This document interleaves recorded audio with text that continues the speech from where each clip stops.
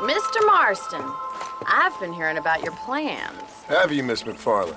Yes, from Lee Johnson, to settle here and build a life for yourself. I'm afraid those aren't my plans. See, I already have a life. Well, I had one, and I'm trying to reclaim it. Or maybe what you could say is I had two, and I'm trying to end one of them so the other can survive. You do so love to talk in riddles, Mr. Marston. Do you do that, I wonder, as a substitute for having anything interesting to say? Probably, Miss McFarland. Oh, call me Bonnie, you fool. Call me Bonnie. Miss McFarland, I'm married. I have a son. I had a daughter, but she died.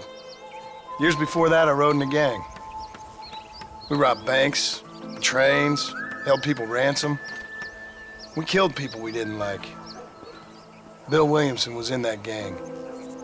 Now, if I don't capture my former brother in arms, great harm will befall my family. Now, I don't suppose any of this is very interesting to you, but I hope it explains why I wasn't so eager to talk about it. No, I do understand. I had no idea. You poor man. Even in this new country, memories don't really fade. My father was an illiterate Scot born on the boat into New York. He never saw his homeland, but to hear him talk about it, you'd imagine he only ever ate haggis and wore a kilt. And he hated the English for what they had done to his great-grandparents that he'd never met. People don't forget. Nothing gets forgiven. That's true, especially when it comes to money. And you know, even now, after all his labors, my father's debts are still terrible. I worry every day about us losing the ranch. It would kill him. My father died when I was 8 years old. His eyes were, well, let's just say he was blinded in a bar fight south of Chicago. My mother died during childbirth. She was a prostitute, and he was her, well, I don't know what he was. So I was sent off to an orphanage and ran away and fell in with a gang. My word. What a difficult life you've lived. The leader of the gang taught me how to read, taught me how to see all that was good in the world. He was a great man in a way.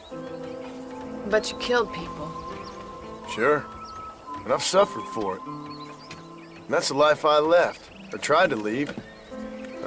Said too much, Bonnie. I'm an uneducated killer, sent here to do all I can do well.